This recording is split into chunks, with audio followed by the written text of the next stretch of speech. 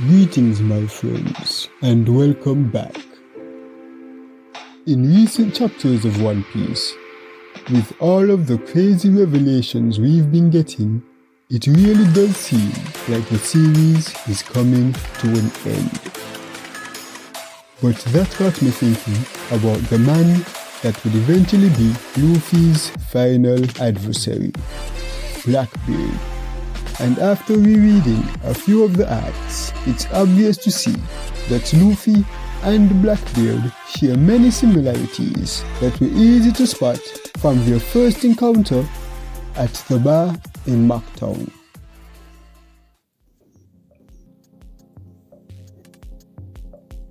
This scene takes place in episode 146. And even this early in the series, Oda has been subtly telling us that Blackbeard and Luffy are complete opposites, except for the one thing they share. But I'll be touching on that a little later in the video. Back to the bar scene. At first glance, you would think it's meaningless. I mean, after all, they are just eating pie. But then, do you realize that Luffy hates his pie, while Blackbeard on the other hand does not? And then something very similar happens with the beverage they consume.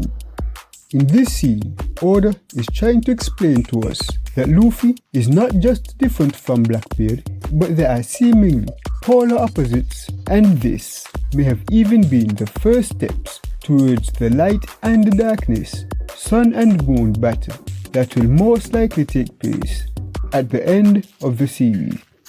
There is a bit of information that I did find interesting. Moments after their standoff, Blackbeard asks Luffy if he is a pirate and then questions him on his bounty. I found this quite funny because we later learn during his fight with Ace that he was actually looking to capture Luffy and collect his bounty.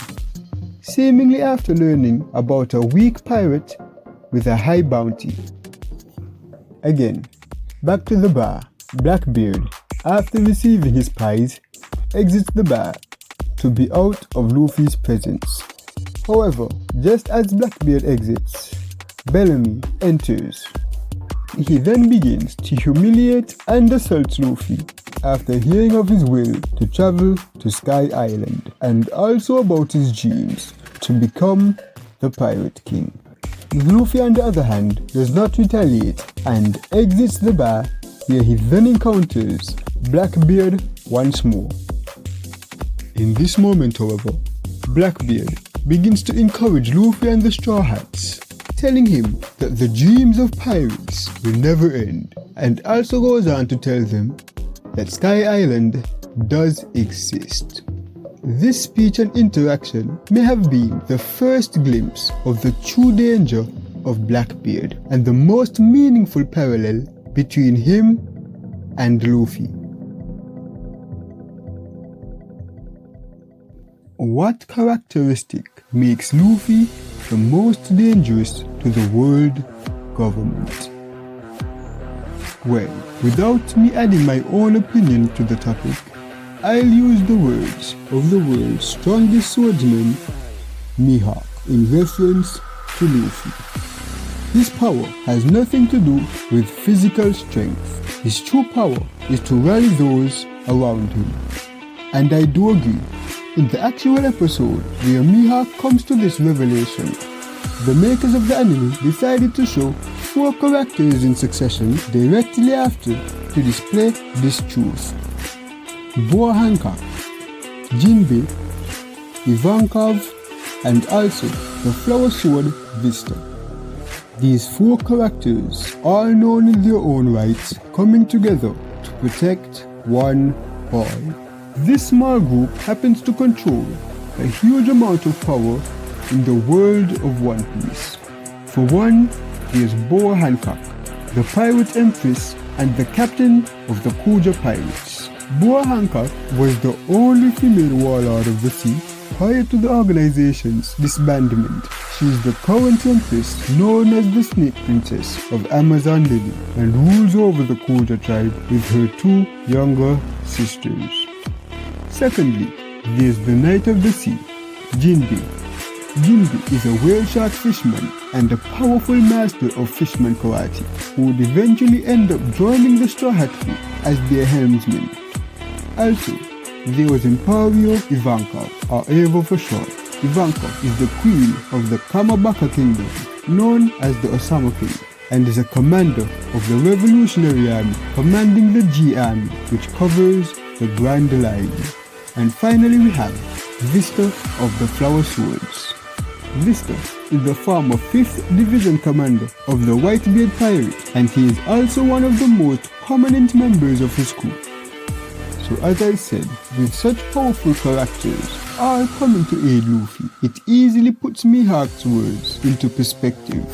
However, I would add a few things onto Mihawk's assessment.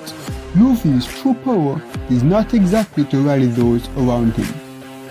Luffy's true power is to draw those around him who all wish to see the dawn.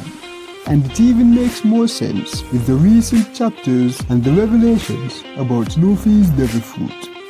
But then, with all that explained, what do you think would be Blackbeard's true power?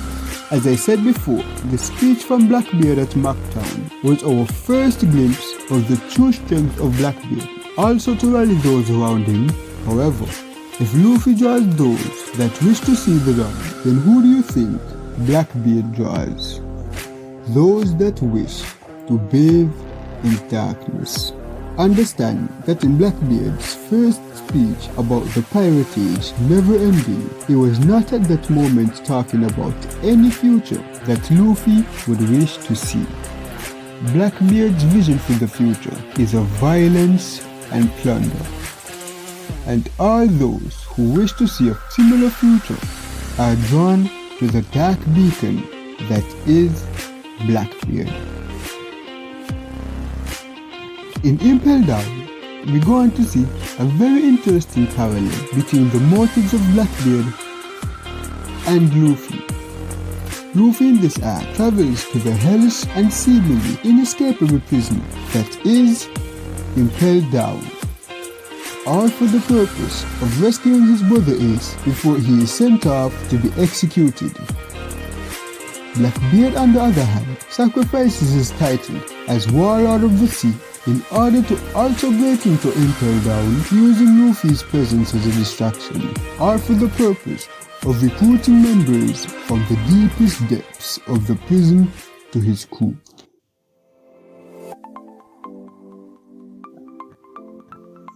In closing, I do believe that Luffy's power, as explained by Mihawk, is also shared by Blackbeard, and with Blackbeard setting up himself to be the final obstacle between Luffy and the One Piece, I'll take it back one more time to Marineford.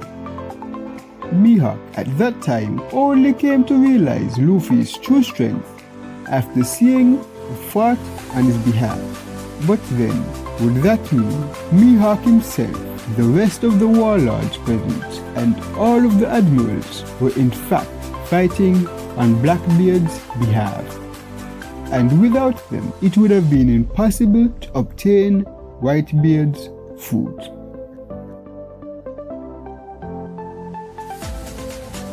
And thank you for watching, guys. Big shout outs to you if you made it to the end of the video. Be sure to subscribe if you haven't, comment if you want to discuss the video, like, and be sure to tick the bell to be notified for future videos. And until next time, peace.